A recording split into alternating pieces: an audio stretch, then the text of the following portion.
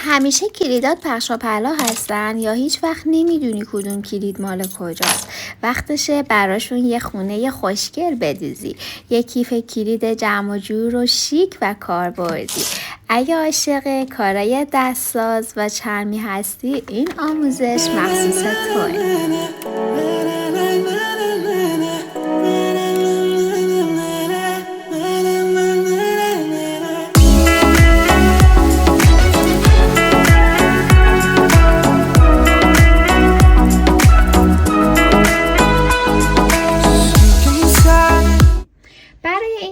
کلید ما نیاز داریم به 4 تا الگو. یک الگوی بدنه اصلیمون هستش که ابعادش 21 ارتفاع در عرض 11 سانتی متر که این الگوی بدنه اصلیمون هست و 3 تا الگوی کوچیکتر هم نیاز داریم. یکی برای اینکه این قسمت وسط اون جا کلیدی رشته‌ای بهش متصل میشه و 2 تا هم برای زیرسازی درب ها که قراره با آهنربای مخفی به همدیگه متصل بشن که این 3 تا یک اندازه هستن. ابعادشون ارتفاعش 5 در عرض 11 سانتی متر که اندازه عرض بدنه اصلیمون هستش. حالا برای اینکه میخوایم قسمت سوراخ هاشون رو مشخص کنیم، یک قسمتش رو 2 طرفش رو کاملا سنبه میزنیم که بالا پایینش نیم سنبه داره و یک قسمت رو 3 طرفش رو سنبه میزنیم و 2 تا گوشه هاش رو با شابلون شماره 1 هلال میکنیم و طرف دیگه هم دقیقا همینطور 3 طرفش رو سنبه میزنیم و 2 تا گوشه هاش رو با شابلون شماره 1 هلال میکنیم. تمام الگوهامون این هستش، ولی یه سری جزئیات هنوز نیاز داره که ما روی الگوهامون پیاده سازی کنیم. کیف کلیدمون با استفاده از آهنربای مخفی بسته میشه. حالا میخوایم بیایم جای این آهنرباهای مخفی رو روی قسمت یکی از تیکه هایی که 5 در 11 سانت بود و بالاهاش هم هلال بود مشخص کنیم و همینطور روی بدنه یه قسمت باید بیایم اینطوری به صورت سوراخ دریاریم که باعث بشه که جذب این دکمه ها بهتر عمل بکنه. حالا بستگی داره که از چه مدل دکمه‌ای میخواین استفاده کنید، از چه مدل آهنربایی. آهنربا الان این 2 تا سایز 14 هست. اگر میخواین از سایز بزرگ استفاده کنی 2 تا دونه کافیه. اگر میخواین از سایز کوچیک‌تر استفاده کنین 3 تا دونه که من الان میخوام از این 3 تا استفاده کنم که اندازه قطرش 10 میل یا 1 سانت هستش و اینکه دارم سنبه سایز 11 استفاده کنم. برای اینکه بخوام سنبه سایز 11 استفاده کنم باید مربع‌های 12 میل در 12 میل رسم بکنم که به راحتی سنبه من قرار بگیره و بتونم جاش رو روی مقوم مشخص کنم. خب قسمت عرض کارم رو میام به 3 تا قسمت تقسیم میکنم و مربع‌های 12 میل در 12 میل میکشم و میام جای سنبه هام رو مشخص میکنم و اینکه حالا روی بدنه برای یه قسمتی که گوشه هام هلال هستش میام این کار رو انجام میدم. حالا برای مشخص کردن جای این سوراخ ها روی بدنه از سمت راست 1 سانت داخل میشم و از سمت بالا هم 1 سانت و نیم میام به سمت پایین و یک مربع 2 سانت در 2 سانت میکشم و بینش رو 1 سانت و نیم فاصله میدم و مجددا یک مربع 2 سانت در 2 سانت و باز مجددا 1 سانت و نیم فاصله و یک مربع 2 سانت در 2 سانت. ضلع بالای مربع رو 3 تا سوراخ میزنم و ضلع پایینش رو هم 3 تا سوراخ. بقیه ضلع ها رو 5 تا سوراخ میزنم که به این صورت کارمون در میاد. خب حالا تمام قسمت های الگوی من کامل شده. طراحی الگومون تموم شد. حالا همه الگوهام رو انتقال میدم روی چم و از هر کدوم 1 دونه برش میزنم. الگوهامون رو انتقال دادیم روی چم. حالا این دوتا قسمت رو قراره که زیرسازی براش انجام بدیم که هم باعث بشه استحکام بده به کیفمون و همین که چون میخوایم از آهنربای مخفی استفاده بکنیم حالت جذبش بره بالاتر. میایم از چی استفاده میکنیم؟ میایم از 2 تا تیکه ورق گالوانیزه که این ورق های گالوانیزه رو میتونید از کانال کولر سازی ها تهیه کنید. باید در ابعاد اینها رو برش بزنین که زیر دوخته هاتون نباید بره. پس میایم 2 تا تیکه در ابعاد 4.5 در 4.5 در 10 سانتی متر برش میزنیم و میایم اینجا میچسبونیم یکی پشت این قسمت و گوشه هاش رو هم هلال میکنیم. به راحتی با قیچی برش میخوره. یکی پشت این قسمت باید بچسبونید و یکی هم پشت این قسمت. این 2 تا قسمت هایی که گوشه هاش هلاله. تیکه رو چسب زدم، هم 2 تا تیکه چرمم و هم 2 تا تیکه ورق گالوانیزم و حالا که چسبشون خوش شد میام شروع میکنم به چسبوندن و باید جایی ورق گالوانیزم رو بچسبونم که زیر دوخت های من باشه. به این صورت. این یکی هم دقیقاً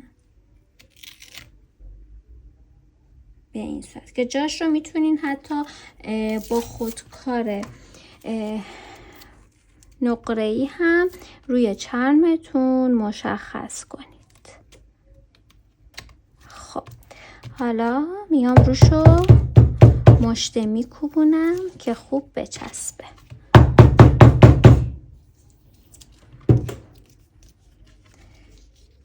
به این صورت. این الان کاملا چسبیده شد. آهنربا مخفیام رو حالا میام جا میندازم. الان آهنربای من کاملا به این ورق گالوانیزه میچسبه، ولی حالا من برای محکم کاری 1 ذره پشتش رو چسب زدم و بعد میذارم سر جاش که دیگه اصلا کنده نشه. به این صورت میام دکمه هام رو جا میندازم.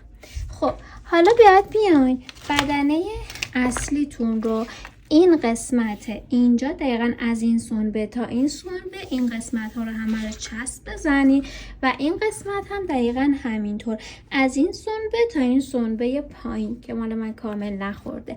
کاملاً باید بیان این 2 تا قسمت رو چسب بزنید و این 2 تا تیکه رو هم این قسمت های ورق گالوانیزه رو کاملاً سر تا سرش رو چسب بزنید و بهش زمان بدین که چسب ها کاملا خشک بشه و بعد باید بیاین این 2 تا تیکه رو به بدنه بچسبونید و اینکه سوراخ ها رو هم کاملا با سوزن فیکس کنید که موقع دوخت به مشکل نخورید و دقیقا سوراخ ها روبروی هم قرار بگیرن. قبل از اینکه این 2 تا تیکه رو بچسبونیم این تیکه پایینش رو بیاین کامل رنگ لبه بزنید. بعد از اینکه این قسمت ها رو چسبوندیم حالا باید بیایم جا کلیدی رشته ایمون رو جاش رو مشخص کنیم روی چرممون و اینکه این جای علامت ها رو بهتره که پرچ بزنیم.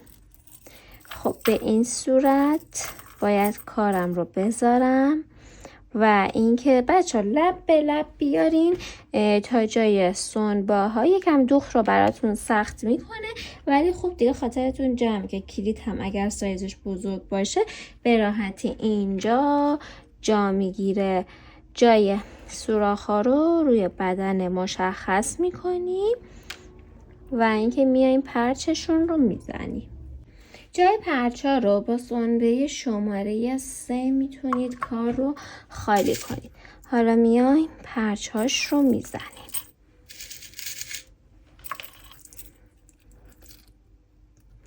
پرچ رو از زیر کار میذاریم و به این صورت پرچ رو جایگذاری میکنیم و میزنیم. به این صورت کارمون رو پرچ میکنیم. این جای کلیدی های رشته‌ای الان مال من 5 تاییه. سایز بزرگتر هم داره، یعنی 6 تا رشته. اگر که از این اندازه بزرگتر بود میتونید این الگوی این قسمتتون رو بزرگتر بگیرید و در نهایت ابعاد کل الگوتون رو یا بزرگتر کنید یا اینکه از این قسمت‌های خالی که اینجا هست کمتر کنید و اینکه این رو بزرگتر کنید. البته که یخنی اگر 6 تا رشته هم باشه با این ابعاد جا میشه. باز هم اندازه بگیرید. قبلی که بخواید کار رو انجام بدین روی مقوای چیزی اندازه بگیرید. خب حالا اینجا رو بهتره که من باز مجددا بچسبونم. این قسمت رو چسب میزنم و پشت کارم رو هم میام چسب میزنم. قبلی که این تیکه رو بچسبونید دو طرفش رو رنگ لبه بزنید.